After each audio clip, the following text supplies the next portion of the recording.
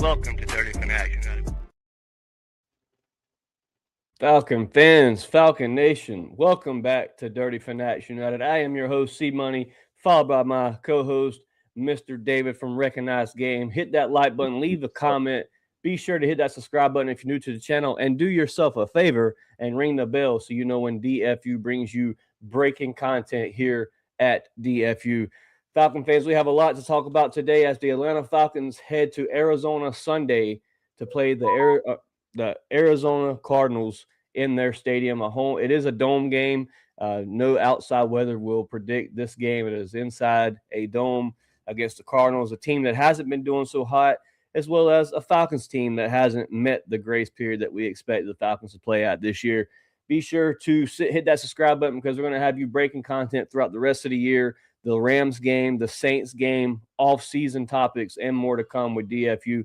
David, what's going on, man, before we get too far into this football talk? How have you been, and how are we feeling after that Thursday night dub?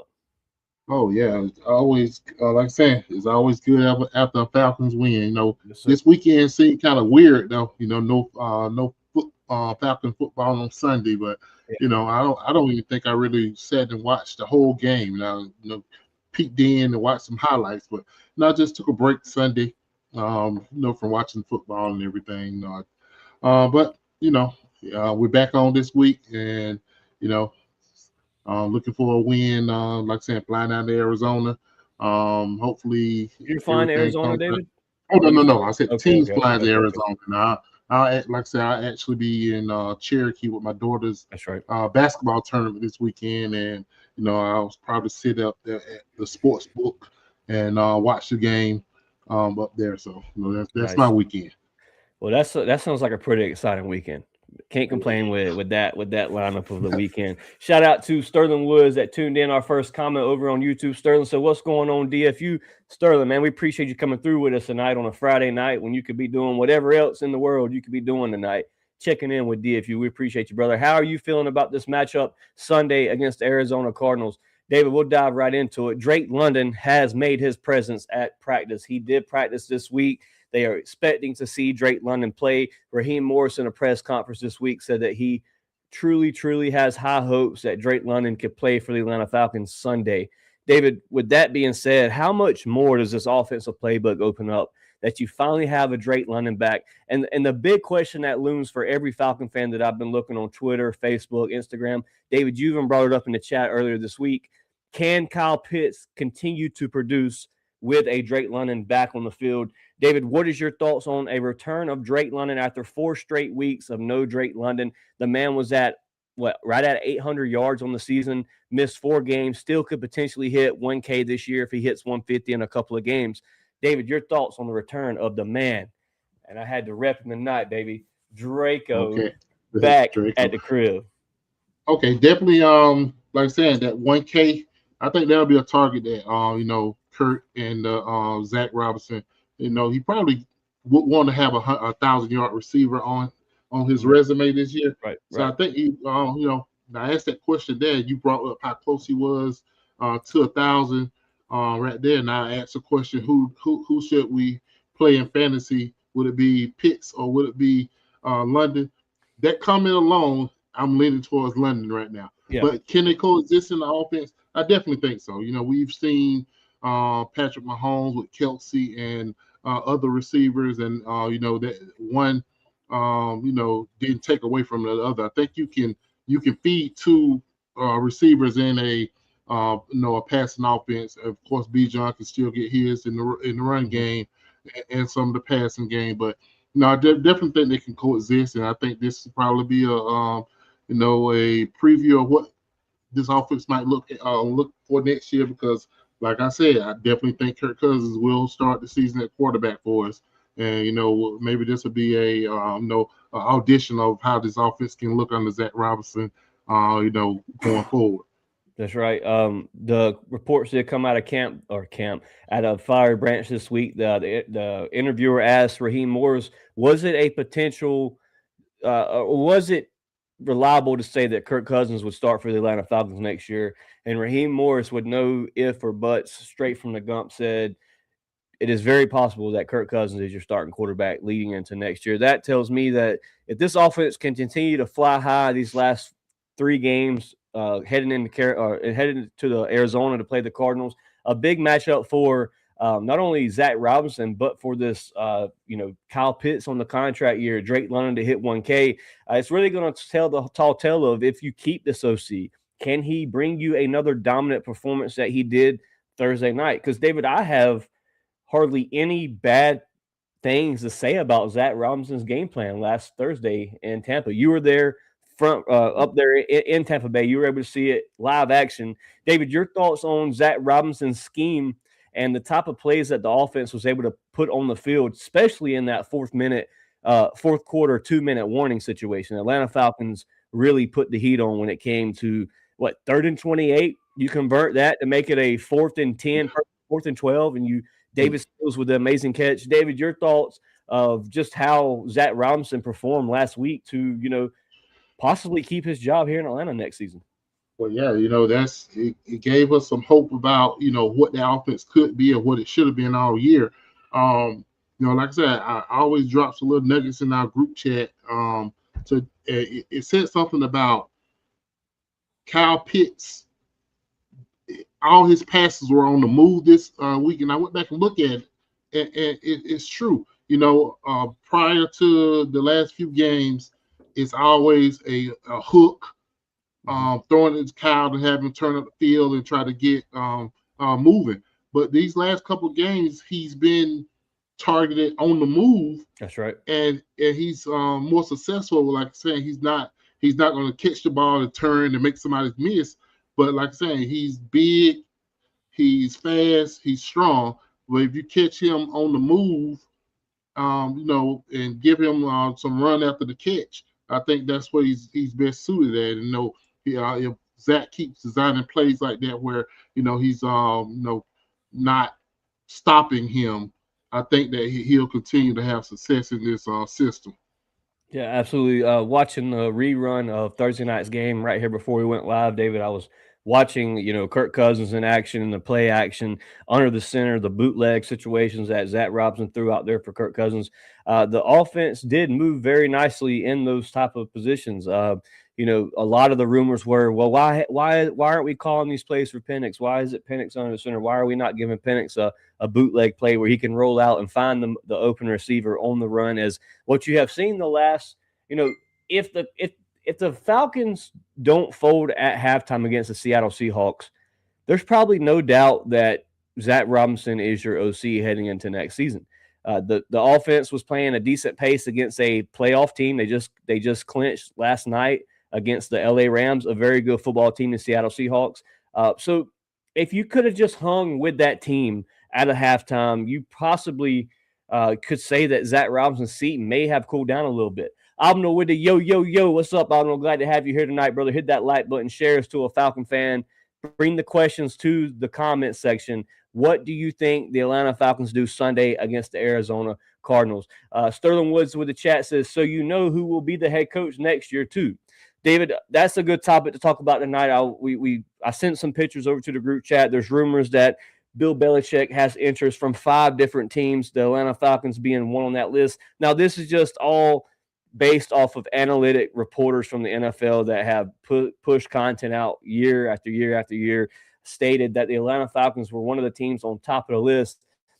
David, if the Atlanta Falcons, yes, we are suspended from the playoff contention, but if the Atlanta Falcons can find a way to win these last 3 games, especially against the LA Rams team at home, only having 2 home game wins this year, could you see Zach Robinson and Raheem Morris following along next year, continue their third year here in Atlanta, as you've gave Arthur Smith and prior coaches here in Atlanta. What is your thoughts on that? And if not, is Bill Belichick a name to even consider to bring back in the building? You had him in the building twice last year.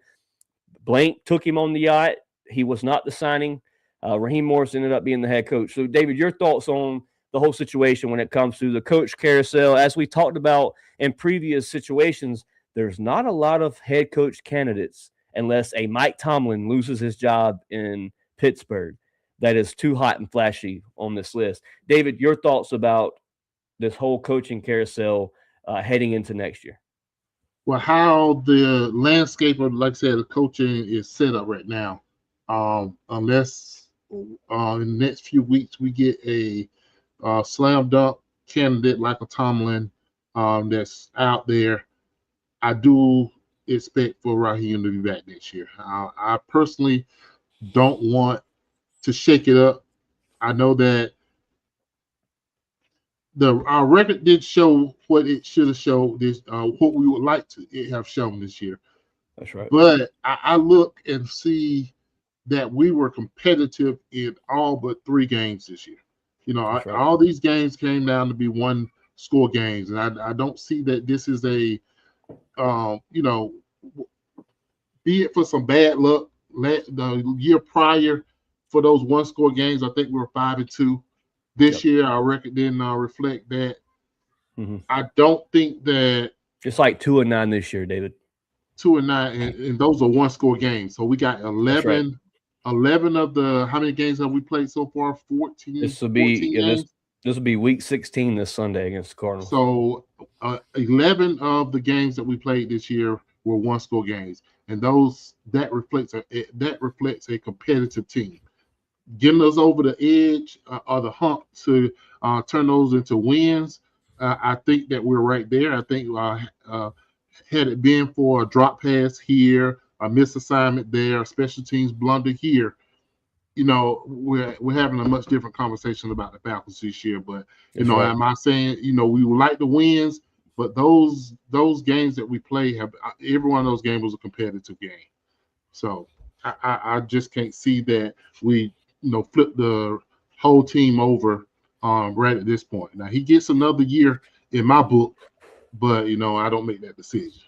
Well, David, just on my ends of the whole conversation with the coaching carousel, I don't feel confident in having, when you bring in a new coach, a first-year coach, or whatever it may be here in Atlanta next year, if it's Raheem Morris again or whoever it may be, with the coaching candidates that are on the list right now, I don't feel very hopeful for who you bring in right now. A new slate, a new head coach, a new offensive coordinator, a new DC, with the amount of rookies you have on this team, David. This isn't a veteran team. This is a bunch of rookies that were drafted by this regime here in Atlanta now. The reports came out Thursday night. You were at the game, so you didn't get to hear it on the live TV, but the reports came out that Arthur Blank had said that before game that he would be evaluating from GM all the way down to special teams this offseason. So that leads me to say, there won't be any changes until the end of the year if there is a change to be made. But I think you have to – a lot of Falcon fans are probably going to come at me when I say this, but I think you have to give Raheem Morris another year. I've been on – I don't want to see the hot OC or DC that's out there coming in and being a first-year head coach. If it's not an established coach that just got some meat and some tenure in him that we've seen his body of work, I don't want a coordinator. Right.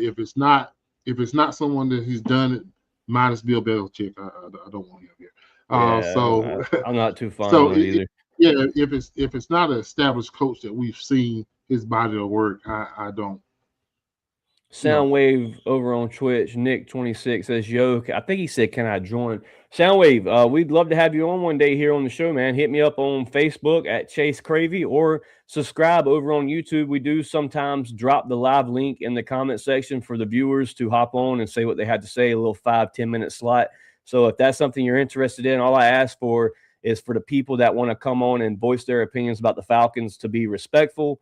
Try to keep the foul language to a minimum. We do cuss here on the show here and there, but we try to keep it respectful for all that watch. and definitely no bashing or any kind of slander to a certain player, as we do try to keep it family friendly as possible here at DFU. So definitely, if that's something you're interested in, hit me up or leave a comment saying what you want to hop on to talk about, just so I can kind of protect the show here filter at it a little DFU. bit. Yeah. Sterling Woods with the comment says, I feel like it's Pitts gets going Sunday. That will open up lanes for Drake.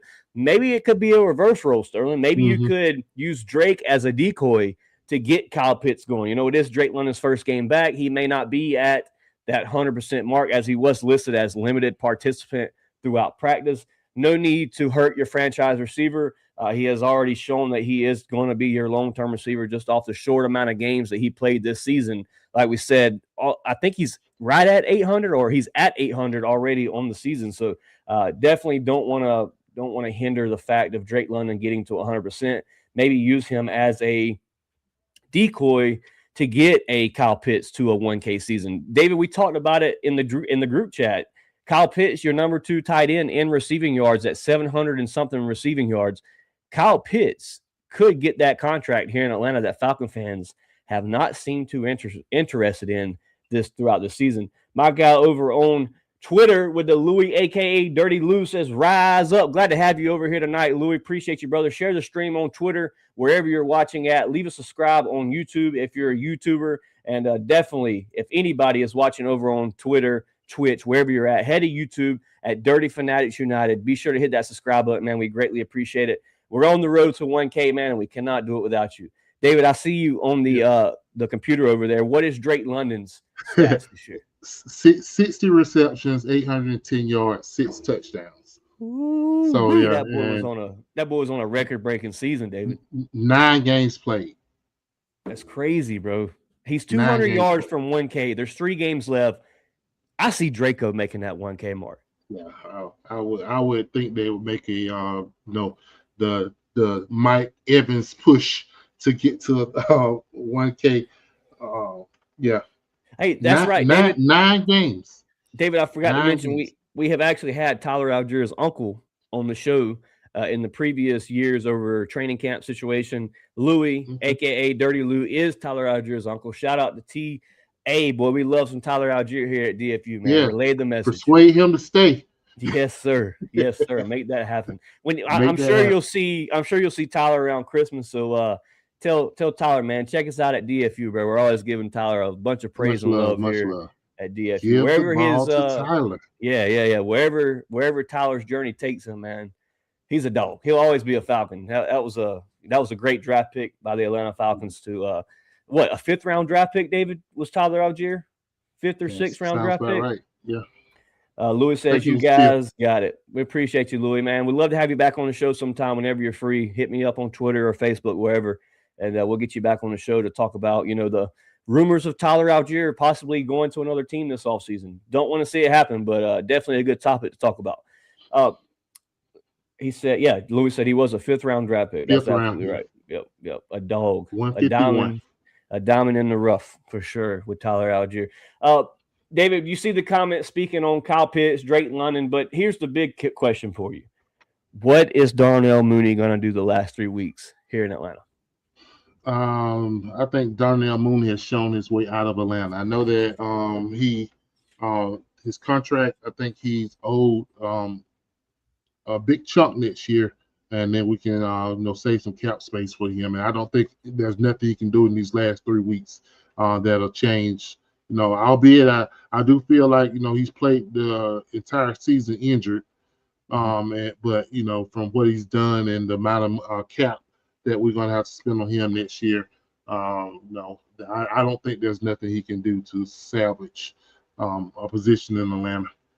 Yeah, I absolutely agree. A guy that Sterling Wood says Mooney is still injured. A guy that's really shown his way the last 2 weeks, making a big catch on 4th down, did drop the wide open touchdown pass, but really redeemed himself in that last 4th quarter. David Sills has really made Thursday night was a big game for David Sills. There was that drop pass that, initially you don't even have to be in that predicament if David Sills grabs the ball. But, David, your thoughts on David Sills, man? They did elevate Chris Blair last week, looking for a potential start this week for Kobe Bryant as Mike Hughes is still banged up on the list of injuries. We'll get to Kobe Bryant here in just a minute, but your thoughts on these younger receivers. We talk about the release of Mooney, saving money. You grab a David Sills, Casey Washington, now 3-week healthy scratch. Your thoughts on David Sills and, Chris Blair and Nick Nash. Can we see more Chris Blair this next game, or is it more of a Drake London, a David Sills, and a Kyle Pitts situation? Bijan, Pitts, Drake. I don't put a lot of stock in. I'll be in there young and everything, but I just can't wrap my arm around any of them being, our wide receiver 2 next year. I think that's going to have to be our second round pick next year. We'll have to go into the draft and find someone that with some high upside that can come in and contribute, or that the free agent market always has some receivers out there. But like I was saying, Mooney's cap hit for next year is $18.5 million, and that's a lot of money to save. For I don't even think he has 40 catches this year. No, that's crazy, David. Your number 2 receiver doesn't have 40 catches this year. That is wild. That is wild. Chat, this is totally off topic, but to keep you guys into this, as me and David talks about the receiver situation, I'm going to put up a topic here at the bottom of your screen, and please get active in the comment section referring to this question. As me and David had already kind of spoke on Raheem Morris, but I want to know what the chat thinks. Does Raheem Morris get another season here in Atlanta? David, we were speaking about Mooney, speaking about, David Sills, Chris Blair. Chris Blair is a guy that played 1 snap last week. He was elevated, didn't get a lot of playing time. I went back and watched Penix's first start here in Atlanta against the New York Giants. Chris Blair had a lot of big catches for Penix that night in Atlanta against the New York Giants. Could you see a situation where you get a lot of more playing time out of Chris Blair and Nick Nash, being that you are out of the playoffs, you are kind of but then here's the kicker: your coaches are playing to continue their tenure here in Atlanta. So your thoughts on Chris Blair and Nick Nash? Could you see those guys here towards the end of the season? But I've had a little man crush on Nick Nash all season. Wanted him to be elevated. I think the Triple Crown in college last year, and albeit for a lower level school, sure. If you get open and make that many catches, I don't think he had many drops in in college, but he has a knack to catch the ball. He has a knack to get open. And I just wanted to see did it translate into the NFL. But we haven't had the privilege of seeing that this year. But the coaches see him in practice every day, and hopefully they know more than I know. Okay. Nick Nash is a name that has stuck out in my mind all year. Wanting to see him, see come on and get some kind of production or some kind of looks. But out of those other names, none of them excite me a whole lot. Yep, I agree with you. Before we would go on, Mooney 25 receptions, 364 yards, 1 touchdown. That's third string numbers. Maybe even practice squad. Sterling Wood says Mooney has to go. Sorry. Abno with the response to the question we put on the bottom of the screen said it's a weird situation. If we do good on our rest of the season, I think they'll come back. But if we lose the rest, I see them parting ways. And that's kind of where I'm at with it, Abno. If you go into Arizona Sunday and you lay a goose egg, if you come home and you play LA and you get absolutely blown out, if you lose to the Saints at home, ending the season with only 2 W's in the Mercedes-Benz Stadium, it's possible Raheem Morris has coached his last game in Atlanta. David, your thoughts? Everything you said is possible. I just definitely don't want to see. I think that the crowd has stayed with the team the whole year. The energy in the stadium always is there at the beginning of the game. And, there have been a couple games that the team has played the energy out of the stadium. But, I think that the crowd has stuck behind the team pretty much the whole year. Mm-hmm. And I just definitely think that a better product needs to be put on the field, however it comes. So, Raheem, coaching staff, I think, you all owe us, at least these last 2 wins at the coming down to the end of the season. Monday night, I know, we'll be up in there, for the Rams. So let's, bring your best effort. We're gonna bring you the energy to start the game. It's up to you to keep it. Yep, absolutely. Sterling Woods with a comment back to the top that we posted on the screen. He says, if he wins out, we will have the same record as last year. I think if you win out, you continue on with Raheem Morris and Zach Robinson, unless that is a situation where, behind the scenes that Raheem Morris and Blank has talked about. Shout out to Oklahoma. They did just score a touchdown against Bama. Oklahoma up 6-0 in the first quarter. They just drove the ball for the total of, what was that? I mean, that's the whole first quarter damn near. It's 5 minutes left on the clock. Oklahoma with the touchdown in the college football playoffs. Abnell says, me personally, we Falcon against the Cardinals. We lose to the Rams and beat the Aints. So, David, let's talk about that scenario. You win 3 games total in the bins. You Falcon against the Cardinals, as Abnell says, and you lose to the Rams. How are we looking heading into the offseason with Raheem Morris? Man, listen. The start of the season, the over and under for the Falcons was 7.5. I thought that was the easiest bet. That better if you're a betting person. I thought that would have been the easiest bet that you should take. I thought that with the team how the team showed on paper, the 7.5 wins was the, I thought they were insane to even put us down that low. Lowly did I know is that we won't hit that 7.5 total no matter what we do for the rest of the season. So, a totally disappointing season. The coaching staff, they didn't hold up. Injuries supposed to be next man up. Injuries did, play a major role in, where we are in this season. Do we lose those 5 games in the middle of the season if Diablo didn't get hurt? Maybe not. At least we would, if we had won 2 of those 5 games in the middle of the season right now, we'd be talking about winning the division. That's how close of a season that we're talking about. So I don't know, and I want to give them some grace and say that it should have been a different season, and we were right there to make it a different season with the all these 1-score games, a couple of overtime losses against some real good teams. So I don't know. Yeah. The best with a comment says Falcons gonna lose. The best if you're here, man, you're new to the channel, hit that subscribe button. Glad to have you in the comment section. Appreciate the comments. Hit that like button. Get us out on the algorithm for more viewers to watch, just as you are doing right now. The best, if you think the Falcons lose Sunday against Arizona, please give me a statement why and what is your final score for that game in Arizona if the Falcons walk away with an L against the Arizona Cardinals. David, speaking more of the Arizona Cardinals game, we always do a topic here on the show. What is the keys to success to beating the Arizona Cardinals, a team that isn't so hot this year? They are playing with a backup quarterback in Jacoby Brissett. The rumors are floating around that Kyler Murray will be a free agent next year, possible landing spot in Atlanta, as we've all seen on Twitter and other spots. Also seeing reports now that the Falcons should tank for Arch Manning now that he's sitting out another year.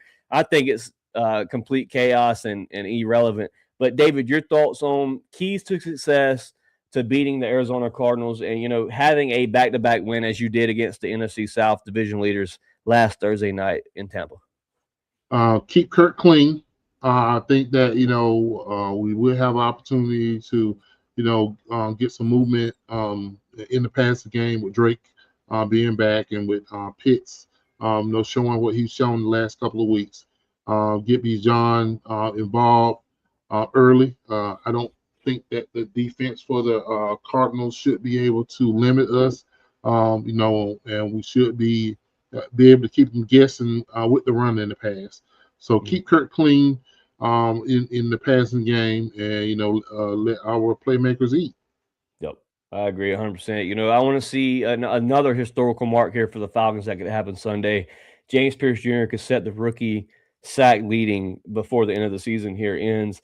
Now at 8 sacks on the season. Jalen Walker with 5.5 on the year.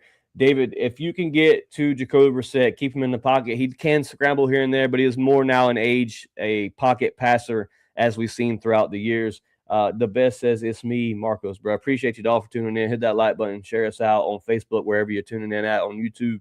Share us to another fan. Abno says, Phil, feed the running back duo, get your receiver one going, and don't forget about Pitts like we tend to do.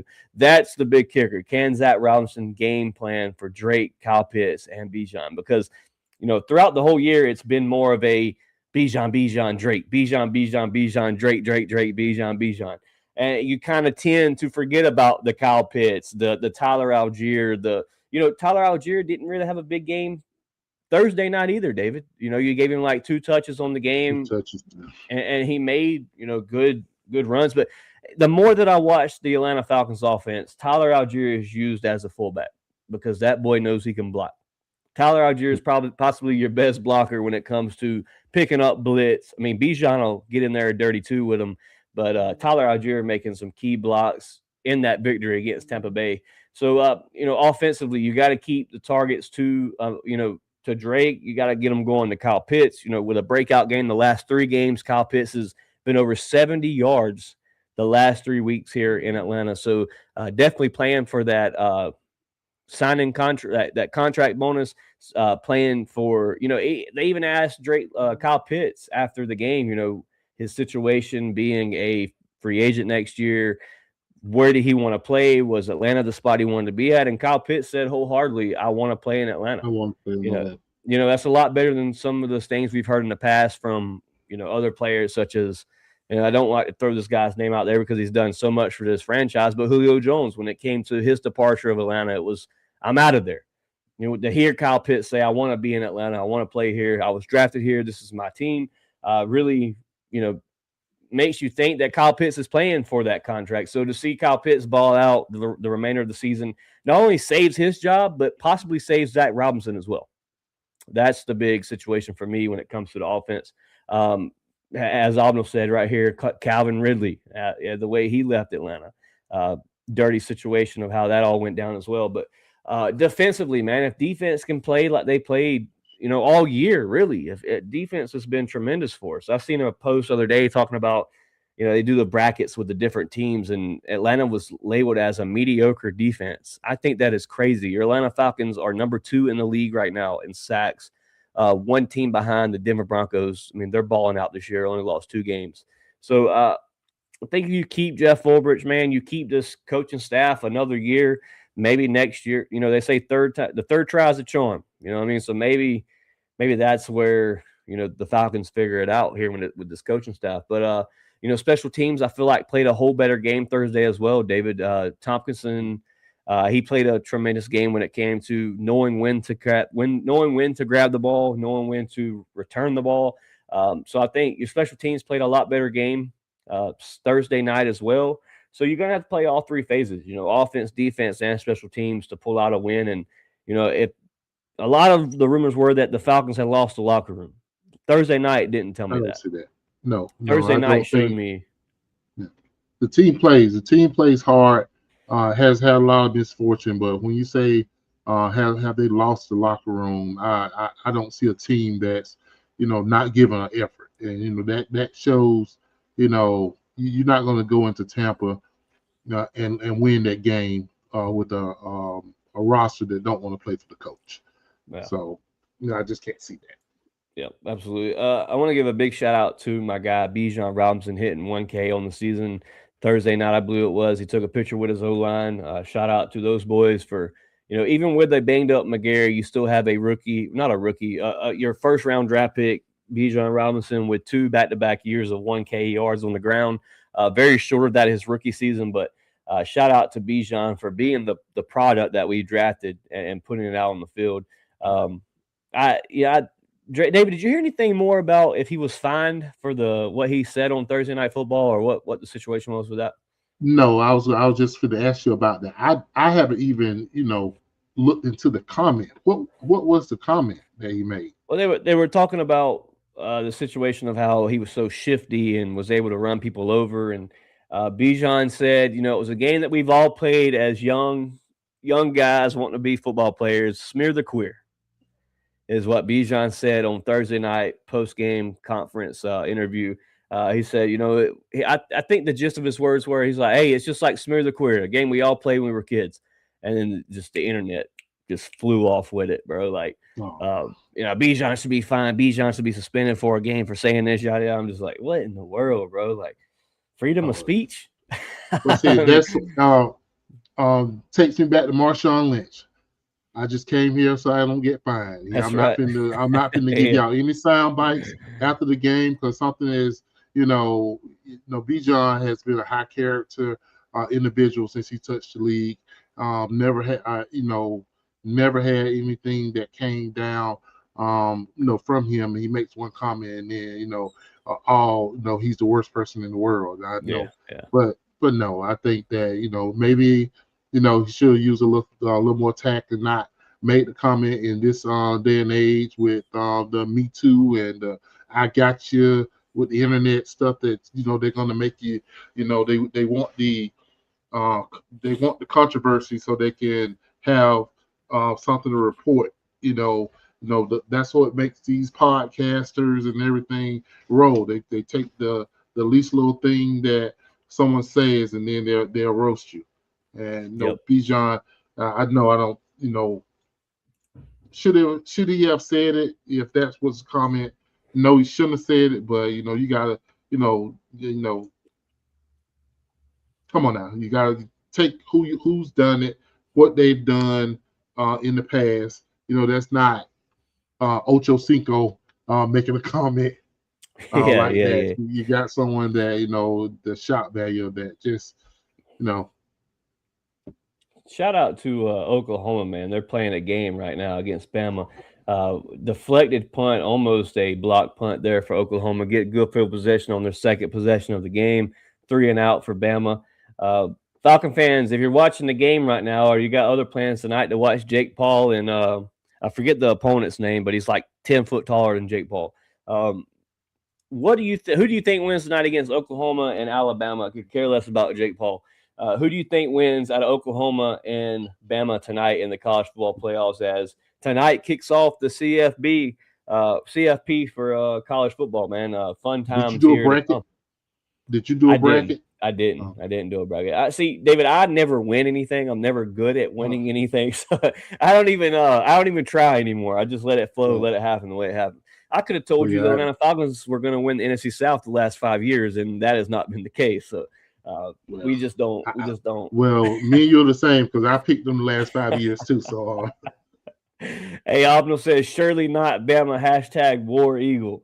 Screw Bama. It is screw War Eagle, but when they're not playing Georgia, I really don't care. So, David, have you watched much Auburn football this year?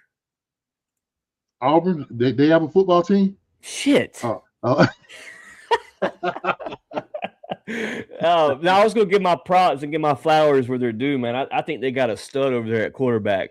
I forget his name, but he's gonna be a good topic to talk about as he gets further on in his career. David, a topic we didn't do Sunday or Thursday night was player of the game. The guys we did a 3-hour stream. We was ready to get up out of there. You were at the game, so if you could give a player of the game for offense and defense, who would that be for Thursday night's game? Has to be Kyle Pitts. That's that goes without saying. Yeah. Defense. The easy money goes to James Pierce. So that's you took him. That's out of the game. I think that any well-informed fans that would be the only choice that you could really make. Yeah. Yep. I agree. Kyle Pitts, also James Pierce Jr. with the record-breaking night, 8 sacks. He's almost tied for the franchise total sacks in the NFL for. Yeah, definitely want to see double digits out of all rookies. D. Alford Obden says Kirk and D. Yeah, Kirk played a good game. D. Alford also played a well game against Emeka Egbuka. Did very well against a star rookie here that's shown that he's a top receiver in the NFL. So I'll give D his flowers. How do you feel about Kobe Bryant getting baptized into the game against Mike Evans? What a welcome to the NFL moment for Kobe Bryant. I'll say, just going back and watching the highlights as I did before the game, there was some plays that Kobe Bryant had great coverage on. Mm-hmm. Just Mike Evans being Mike. It's just it's those type of situations that it's kind of hard to grade a guy off of that. I will say there was times that Kobe did get burnt. There was times that Kobe slipped or missed a tackle. But I think overall, that's a good way to wet your feet in the NFL, to have that type of competition, right? I mean, a future Hall of Famer against an undrafted free agent. I think Kobe Bryant. He didn't quit. He didn't quit. He kept competing. Made a big tackle. Made a big tackle against Mike that really gave him the confidence to push through.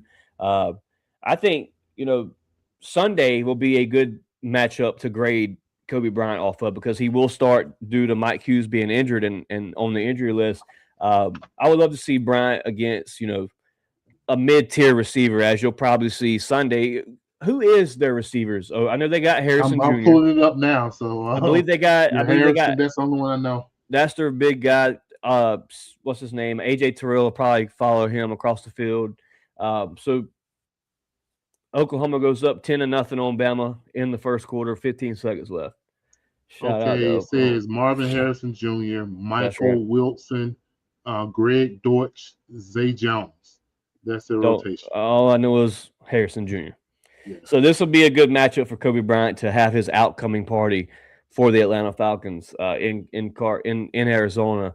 So Sunday could be a good game for Kobe Bryant, David. That'd be a good game to evaluate Kobe Bryant. I think, Abner says Mike Evans put him out there on the island.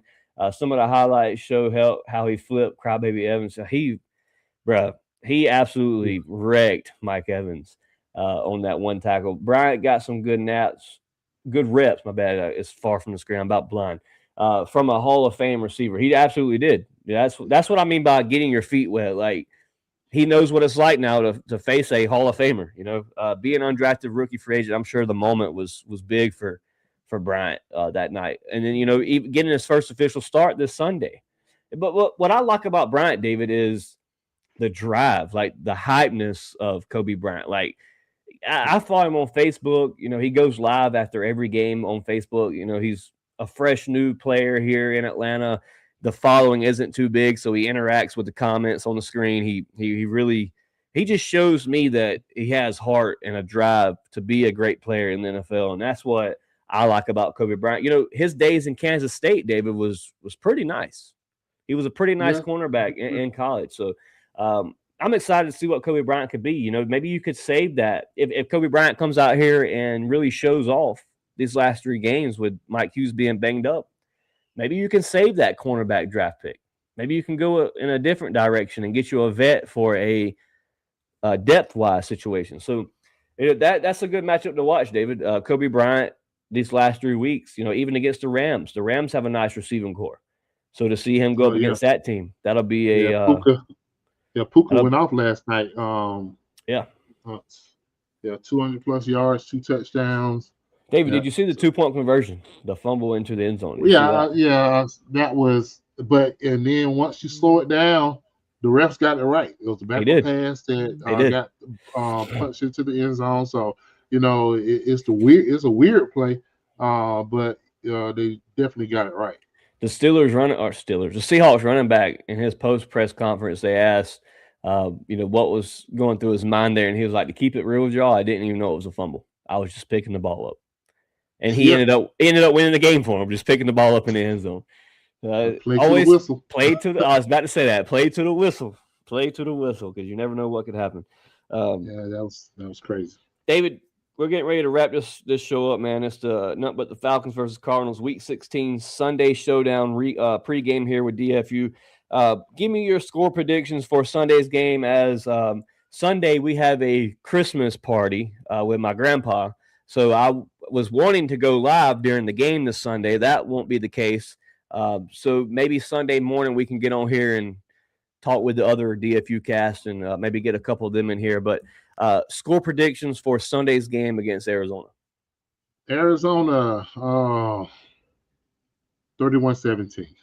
I love it, dude. You get your first dominant win, your first good win here in the NFL this season. Players playing to save Raheem Morris and Zach Robinson.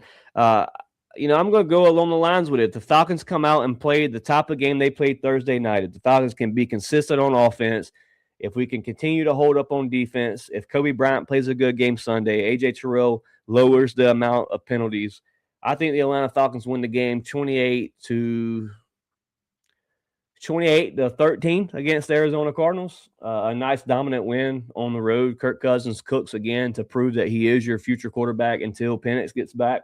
And that was a topic I wanted to put up here on the screen as me and David gives our shout outs tonight and we get ready to close out. Chat, be honest with me and be for real. And if not, tell me why and what you would do in the situation. Who still believes Penix is our franchise quarterback? A good topic to end the show off on. Chat, get active. We have 15 live between Twitter. We got 11 on Twitter, 4 on YouTube, and 1 on Twitch right now. So give me your honest answer here. Who still believes Penix is our franchise quarterback after he gets back from this injury? David, the reports came out that Patrick Mahomes could possibly be back week 1. So why is it to where the fact of Penix is out all season? Your thoughts on the return of Penix? How long exactly could that be from what you've been hearing? Because Mahomes is Mahomes. So, yeah. It's a mental aspect to it as well. So, he's, injury-wise and health-wise, the 9-month time frame will put him back, at the start, in the training camp. It will put him back on his feet and able to play. But no training camp, with a young quarterback such as he, will he be ready to just get back on his feet and just step back in there with, no chemistry with his receivers and everything? But a Patrick Mahomes, I don't feel mentally he would need a training camp. So that would be the difference in my mind between Penix and Mahomes. Yep. Makes sense. Veteran quarterback, has the ring already, has the playoff experience, and that team over there is loaded as well when it comes to receivers. You got the Kelsey that's a free agent this year. That would be crazy if the Chiefs don't re-sign Kelsey. Travis Kelsey, a free agent. I forget that receiver's name that got into the allegations over the wreck and stuff. Rashee Rice. Yep, Rice. Dude, I was big on him coming out in the draft. I thought the Falcons could land him. We didn't, but what a player Rashee Rice has become to be in the NFL. Minus the allegation situation. Been a nice player for Kansas City. We get ready to close this thing out, man. So if you guys want to answer this last question, who still believes Penix is our franchise quarterback? Me and David is going to give our shout-outs for tonight's show, and you can expect DFU to go live Sunday around, we'll say maybe 1 o'clock Sunday if we're not out busy. DFU live 1 o'clock Sunday. If not, you can catch us after the Falcons game Sunday night with a recap of the outcome of that game. David, shout-outs for tonight. The good Lord up above, as always, for giving us a platform to voice our opinion. Shout out to you, Chase. So, I always like sitting down, going back and forth with you. Talking Falcon football. Shout out to the rest of the DF. Co-hosts and everything. I always look forward. Hopefully we all can get on that. Everybody on at one time. I'm still waiting for that show. So we always bring different perspectives and everything from our knowledge and our how we see things that come across with the different social medias and what we see watching the games and everything. I always enjoy sitting down talking Falcon football. And you all see that I can talk, and so I love to do it. So. Love it. So yeah, we love it. We love it. Over definitely here shout out to the fam for always coming on and giving support and everything. So appreciate y'all. Facts. Appreciate everybody that came through tonight with the comment section. Everybody that even just tuned in and watched, man. To the new viewers over on Twitter, as we have just started uploading our videos to Twitter. I think the last 3 weeks, we've only done 3 shows on Twitter. The Twitter numbers have been crazy, man. So if you guys on Twitter could please, I know you're probably tired of hearing me say this, but if you guys could just go to YouTube, type in Dirty Fanatics United, hit the subscribe button, man. We would greatly appreciate it, dog. You guys don't understand. And in the last 2 shows, David, we went from 600 to 608. I think that's a pretty decent growth. That's over 4 viewers each show. So if we could get 4 more subscribers tonight on YouTube, man, that'd really make my day. YouTube at Dirty Fanatics United. Hit that subscribe button, man. Even if you don't, we appreciate you supporting over on the Twitter side of things. I want to give a shout out to my co-host, Mr. David from Recognized Game. David's new to the panel here this year, has done a great job since he's came on the show, always being here, ready and active to talk Falcons football. So be sure to check out Mr. David, Recognized Game at his podcast. Be sure to subscribe to it slipped my mind. Damn, it skipped my mind. It'll come back to me. There's a podcast that reached out to me this week asking for new engagement, new subscribers out. That name will come to mind. I'm sorry if you're watching this and I forgot the name of the show. But I want to give a shout out to the wife and the kids in the living room, man, getting ready to watch some TV tonight as we put the little boys to sleep. It's kind of when, once you have kids, David, that's kind of your dates. You and your wife, you watch TV at night, you eat the popcorn and drink a few beers. So that's what our plans consist of tonight, a little daddy wifey type situation tonight. So shout out to the old lady for always supporting and doing what she does for the family. Shout out to my guy, Robert. Shout out to Robert. He had his second eye surgery today on his retina. Everything went well from what I know. So shout out to Mr. Robert, our co-host here on DFU, giving all loves and prayers to Mr. David. Mr. Robert, hope you heal up very fast and a speedy recovery, brother. Hope everything goes great for you. Shout out to Rick, Cody, Phillip, and Mr. David here, our co-host of DFU. We appreciate all you guys that support the channel and continue to bring the comments, man. You guys keep the show rolling, and we couldn't do it without you. With that being said, it's your boy C-Money and Mr. David from Recognized Game logging off. As always, A-Town down, rise up. We out of here.